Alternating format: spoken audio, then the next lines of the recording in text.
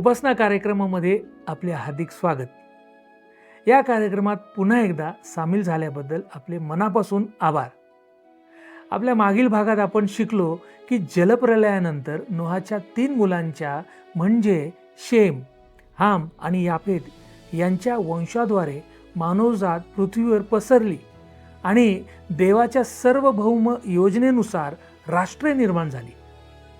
जरी मानवजात एकाच भाषेने एकत्र होती तरी त्यांची एकता अभिमान आणि बंडखोरीवर आधारित होती. देवाला शरण जाण्याऐवजी स्वतःला मोठे करण्याची मानवाची इच्छा होती. यावर प्रतिक्रिया म्हणून देवाने त्यांची भाषेचा गोंधळ करून त्यांना पृथ्वीवर विखरून हस्तक्षेप केला. आजच्या भागात आपण बायबलच्या बुरुजाचा अभ्यास सुरू ठेवू आणि त्याचे गहन आध्यात्मिक महत्त्व तपासू आणि त्यानंतर आपण शेमपासून अब्रामापर्यंतचे वंश यांचा अभ्यास करू. चला पाहूया आजचे अध्याय.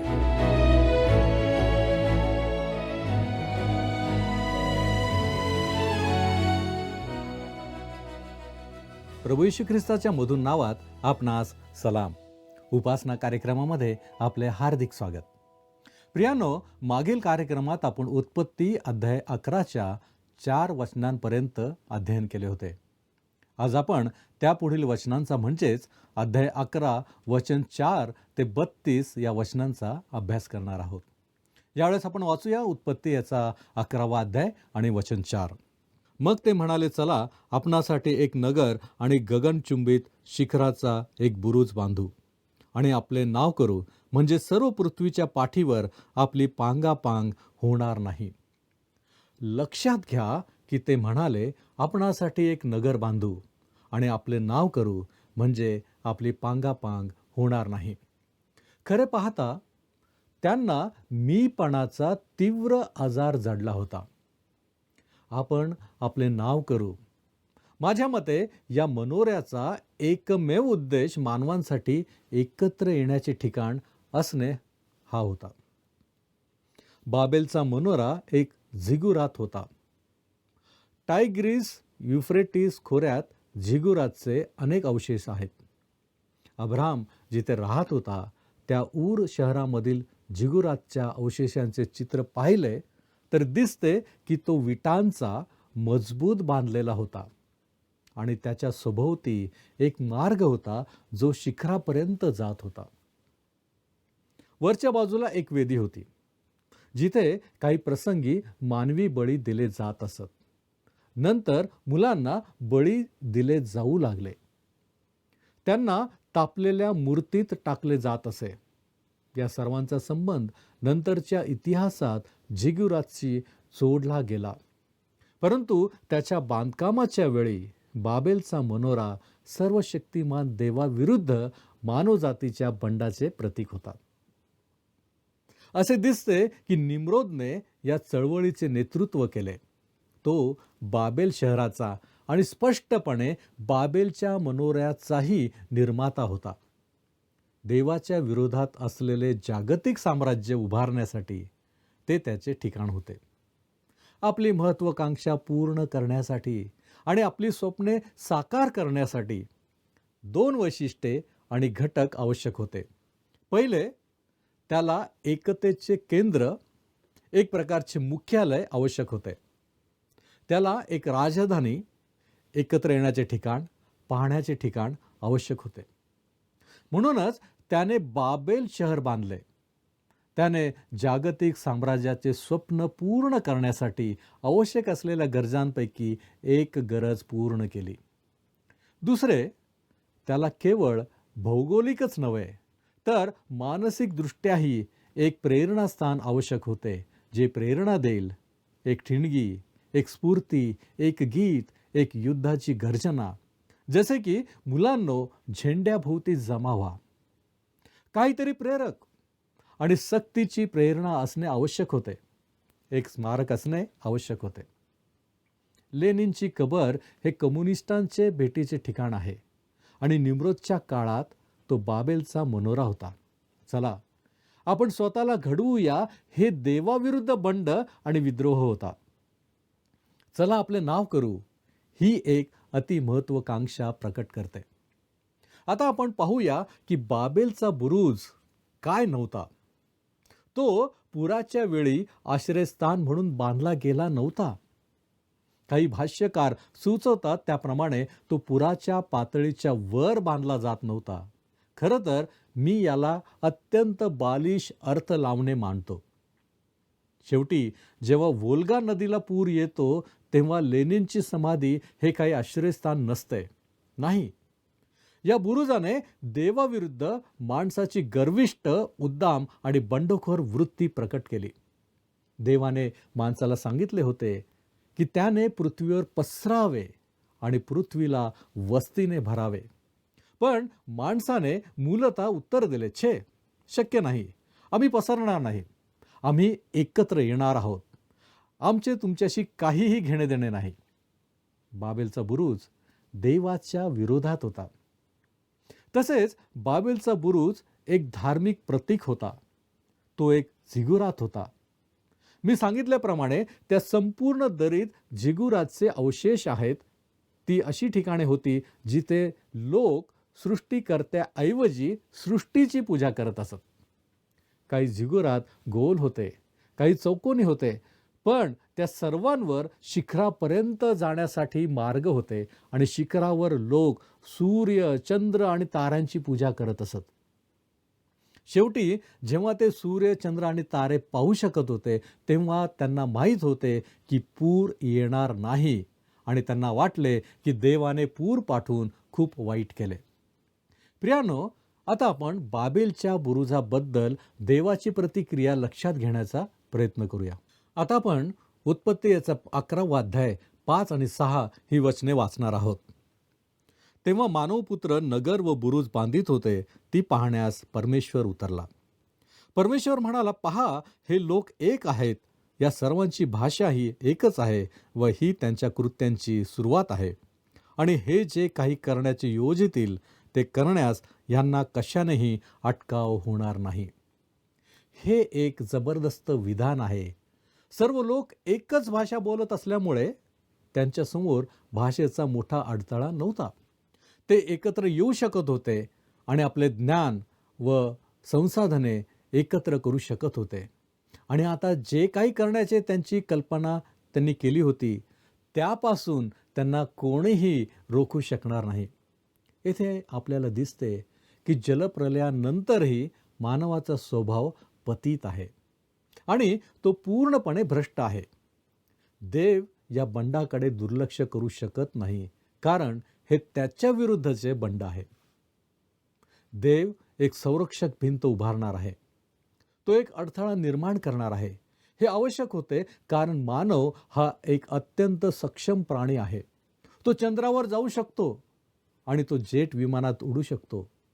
मी अजूनही या गोष्टीने आश्चर्यचकित होतो की आम्ही विमानात बसून 5 मैल उंचीवर हवेत उडत असताना स्वादिष्ट जेवण खातो. प्रामाणिकपणे सांगायचे तर हे अविश्वसनीय वाटते. प्रियानो, मानवाने हे केले आहे. मानव हा एक अत्यंत सक्षम प्राणी आहे. जर सर्व मानवजात देवाविरुद्ध एकत्र आली तर एकाच भाषेमुळे ते काय करतील हे तुम्ही पाहू शकता. म्हणून देवाने काय केले ते पहा. आपण वाचूया उत्पत्ती 11वा अध्याय 7 ते 9 ही वचने. उत्पत्ती 11वा अध्याय 7 ते 9 ही वचने. तर चला आपण खाली जाऊन यांच्या भाषेचा घोटाळा करू, म्हणजे यास एकमेकांची भाषा समजावायची नाही. नंतर परमेश्वराने तेथून त्या सर्व पृथ्वीच्या पाठीवर पांगविले. याप्रमाणे त्यांचे नगर बांधावायचे राहिले. म्हणून त्या नगराचे नाव बाबेल असे पडले, कारण त्या ठिकाणी परमेश्वराने सगळ्या पृथ्वीच्या भाषेचा घोटाळा करून तेथून त्या सर्व पृथ्वीच्या पाठीवर पांगविले. आता मानव पृथ्वीच्या पाठीवर विखुरलेला आहे. ते त्यांच्या बंडात एकत्र होते, पण आता ते एकमेकांना समजू शकत नाहीत. तुम्हाला माहीत आहे का, भाषेचा अडथळा ही चीनच्या भिंतीपेक्षाही उंच भिंत आहे. ती बर्लिनच्या भिंतीपेक्षा उंच आणि अधिक प्रभावी आहे. हीच ती गोष्ट आहे जी लोकांना वेगळे करते आणि ती कोणत्याही राष्ट्रीय सीमेपेक्षा आणि कोणत्याही महासागरापेक्षा अधिक मजबूत आहे. असे म्हणणारे बरेच लोक आहेत की भाषांचा विकास हळूहळू झाला.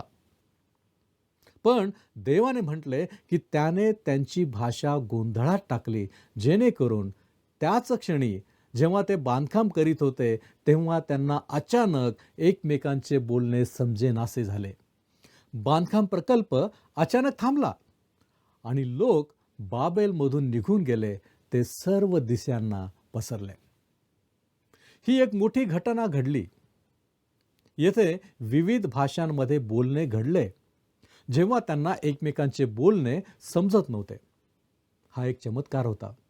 बोलण्याचा चमत्कार आणि ऐकण्याचा चमत्कार. ते वेगवेगळ्या भाषा बोलले आणि ऐकणाऱ्यांना ते समजत नव्हते. मी तुम्हाला एक प्रश्न विचारतो. हा एक छुप्या रूपातील आशीर्वाद होता की मानव जातीवरील शाप होता? बरं, देवाच्या उद्देशासाठी तो एक आशीर्वाद होता. देवापासून दूर गेलेल्या मानवाच्या विकासासाठी तो निश्चितपणे एक न्यायदंड होता. शतकानुशतके मानवजात वेगळी ठेवली गेली आहे आणि हा त्याच्यासाठी एक मोठा अडथळा ठरला आहे. आज दूरदर्शन, मोबाईल आणि विमान प्रवासाच्या माध्यमातून या भिंती पाडल्या जात आहेत. त्या यरीहोच्या भिंतीप्रमाणे कोसळत आहेत. हे कारण आहे ज्यामुळे मला विश्वास आहे की देव पुन्हा न्यायनिवाडा करण्यासाठी येत आहे. आता या भाषांच्या चमत्काराच्या तुलनेत आपण पेंटिकॉस्टच्या दिवसातील घटना पाहूया.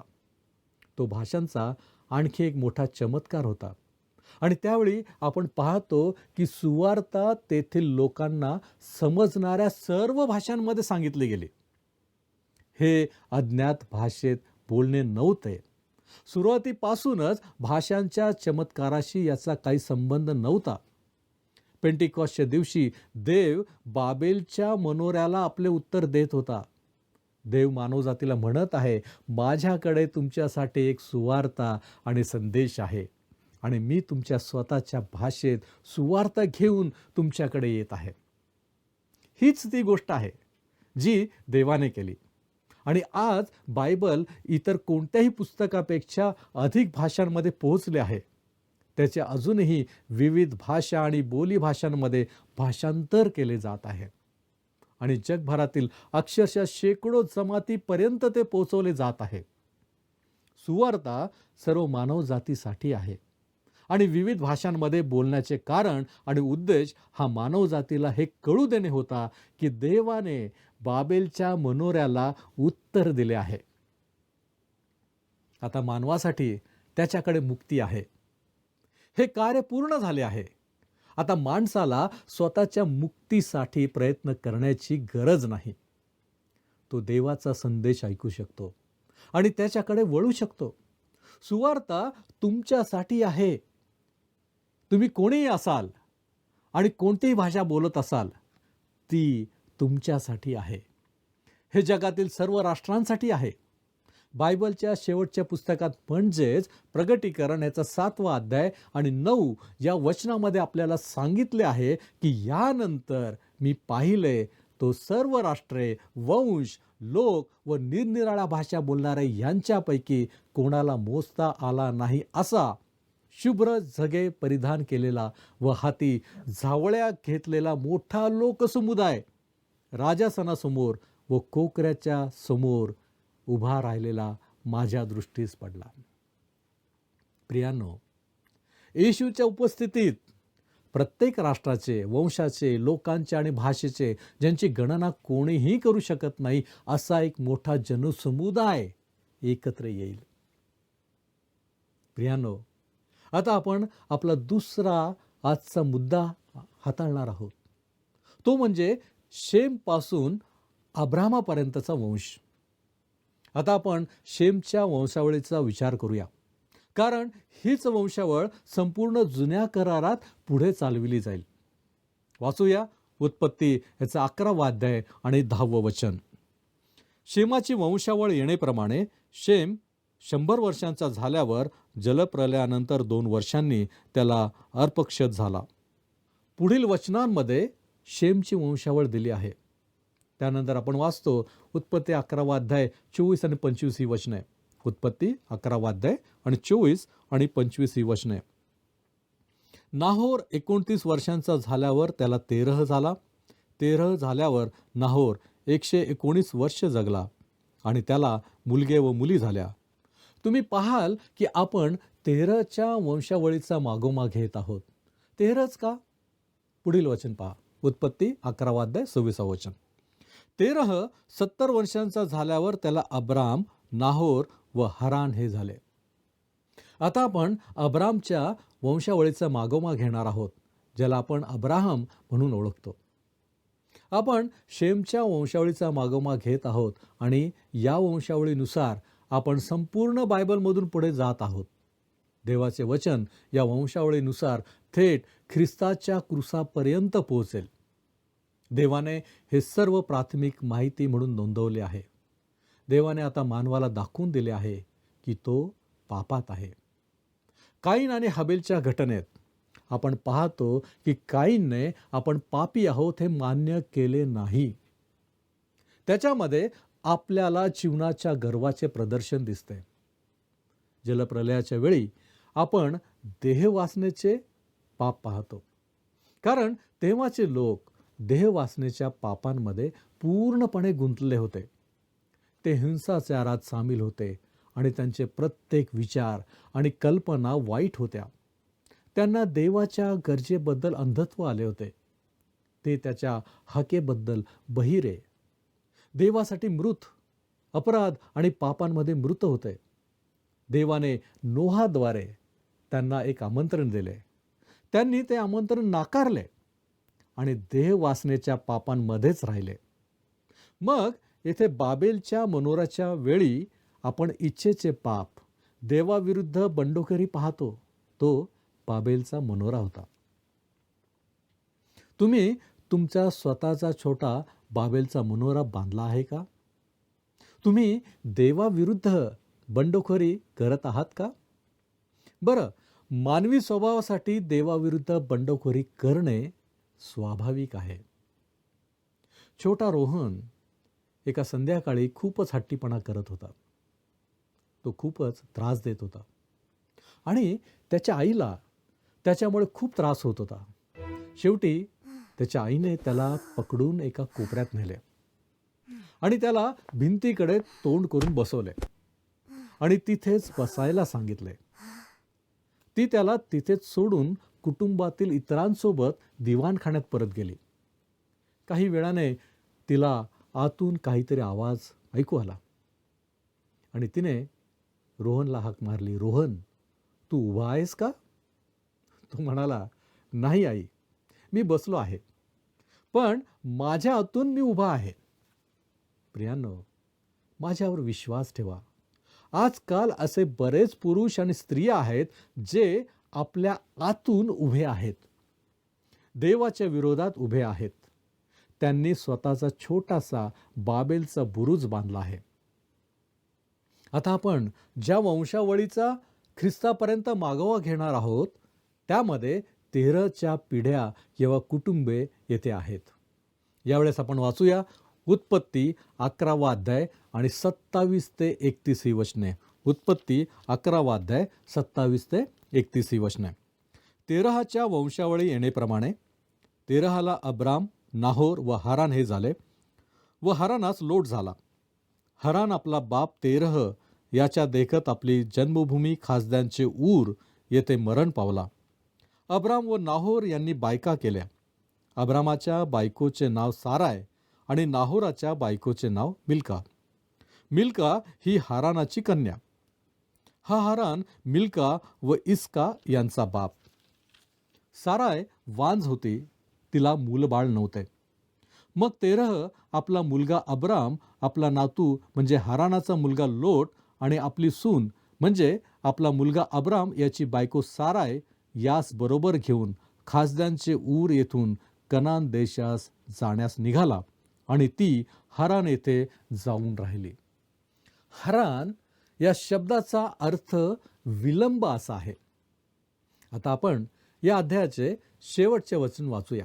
उत्पत्ती 11वा अध्याय आणि 32 वचन. उत्पत्ती 11:32.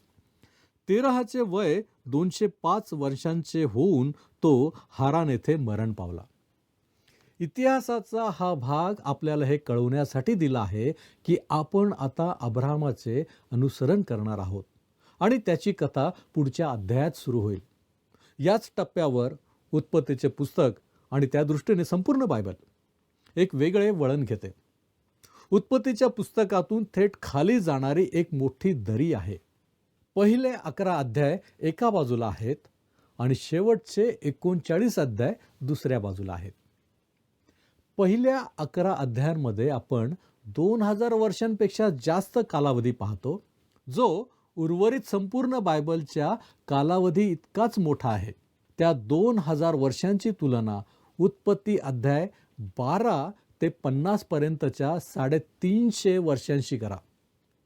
उत्पत्तीच्या या पहिल्या 11 अध्यायांमध्ये आपण सृष्टीची निर्मिती, मानवाचे पतन, जलप्रलय आणि बाबेलचा बुरुज पाहिला आहे. या 4 मोठ्या घटनांनी तो मोठा कालावधी व्यापला आहे. प्रियांनो, आता आपण येथे थांबणार आहोत. देव करो आणि आपणास या सर्व गोष्टी समजण्यासाठी त्याची कृपा विपुलतेने मिळो. आपण प्रार्थना करूया. प्रभूजी, आम्ही तुझे लेकरं या नात्याने तुझ्या चरणांपाशी आलेलो आहोत. प्रभूजी, आम्हाला ठाऊक आहे की तुझ्या सानिध्यामध्ये येणं आमच्यासाठी आशीर्वाद आहे. आणि बापा, ज्यावेळेस आम्ही तुझ्यापासून दूर जातो, निश्चितच प्रभूजी आमचे सर्व आशीर्वाद निघून जातात. प्रभूजी, आम्हाला तुझ्या योजना कळण्याची गरज आहे, परंतु दुर्दैवानं आम्हाला तुझ्या योजना कळत नाहीत. परंतु आम्ही तुझे आभारी आहोत यासाठी की पवित्र शास्त्राच्या प्रत्येक वचनांच्या द्वारे आम्हाला तुझ्या योजना, तुझी इच्छा समजते. होय प्रभूजी, आम्ही तुझ्या वचनांमध्ये राहण्यासाठी आम्ही तुला विनंती करतो. तू आम्हाला सहाय्य कर.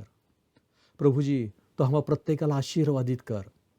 आम्हाला ठाऊक आहे की तू आमचा निर्माण करता आहेस आणि म्हणूनच प्रभूजी तुझ्यामध्ये अधिक दृढ विश्वासाने राहण्यासाठी तो आम्हा प्रत्येकाला आशीर्वादित कर. प्रभूजी, आम्ही बंड करू नये. आम्ही पाहिलं ज्यावेळेस बाबेलचा बुरुज बांधला जात होता ते तुझ्या विरुद्ध बंड होतं.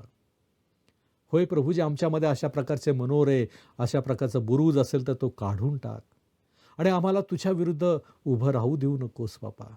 तर आम्हाला तुझ्याबरोबर, तुझ्या संगती सोबती आम्हाला तू ठेव, यासाठी की बापा आमच्याद्वारे केवळ तुझं आणि तुझंच गौरव होईल. आणि यासाठी आम्ही स्वतःला तुझ्या हाती सोपवितो आणि या विनंत्या, या मागण्या येशू ख्रिस्त आमचा प्रभू याच्याद्वारे करतो, म्हणून तू ऐक. आमेन. प्रभूची शांती आपणाबरोबर सदैव असो.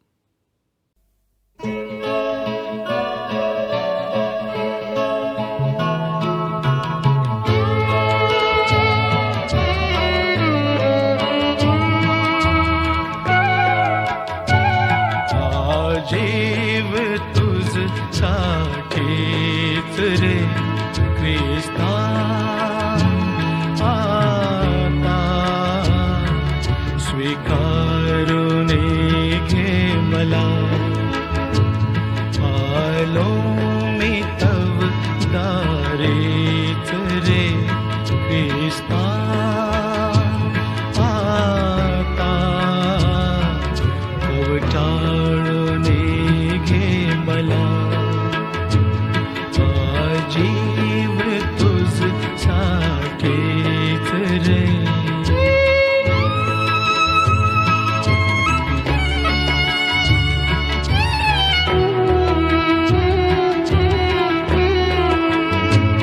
जगी नाही कोणी भेटला जीवलग सखा तुझ सारखा.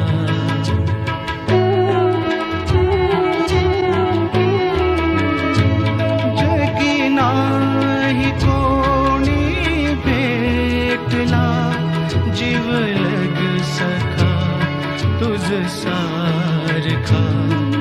भारावने मन जाय रे ख्रिस्ता, बघता निस्वार्थ तव प्रेमा. जीव तुझ साठीच रे.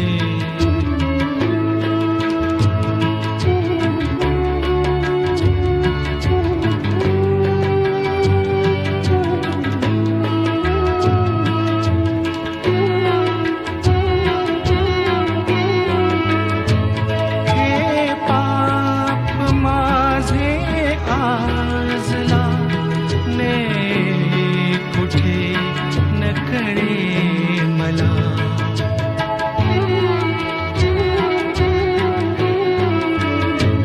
हे पाप माझे आजला ने कुठे न कळे मला. आलास तू मज साठी रे ख्रिस्ता. आता स्वरते तू मजला. प्रियांनो, आजच्या अभ्यासातून आपण शिकलो की बाबेलचा बुरुज केवळ एक बांधकाम प्रकल्प नव्हता. देवाविरुद्ध मानवी अभिमान, बंडखोरी आणि आत्मगौरवाचे एक धाडस होते. निम्रोदाच्या नेतृत्वाखाली उभारण्यात येणारा बुरुज हा खोट्या उपासनेचे आणि मानवी महत्वाकांक्षेचे प्रतीक म्हणून उभा होता. देवाने त्यांची भाषा गोंधळात टाकून आणि त्यांना पृथ्वीवर विखरून हस्तक्षेप केला. न्यायाच्या या कृतीने सामूहिक बंडखोरीला आवर घातला आणि इतिहासाची दिशा देवाच्या तारण योजनेकडे वळवली, जी शेमच्या वंशातून पुढे सरकते आणि अब्राहमाद्वारे शेवटी ख्रिस्तापर्यंत पोहोचते. पुढील भागात आपण अब्राहमासोबत आपला प्रवास सुरू ठेवू आणि देवाने अब्राहमास पाचारण व वचन, अब्राहमाचा प्रतिसाद आणि त्याच्या विश्वासाचे तसेच अपयशाचे क्षण यांचा अभ्यास करू. तोपर्यंत देवाच्या वचनात स्थिर राहा आणि आशीर्वादित व्हा. धन्यवाद.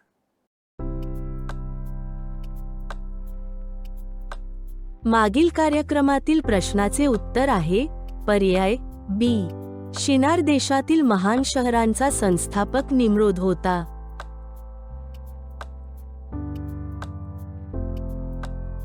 आजचा प्रश्न, बाबेलचा बुरुज हा टिंब होते. ए. देवाविरुद्ध बंड, बी. देवाचे गौरव, सी. कराराचे चिन्ह, डी. एक आश्रयस्थान.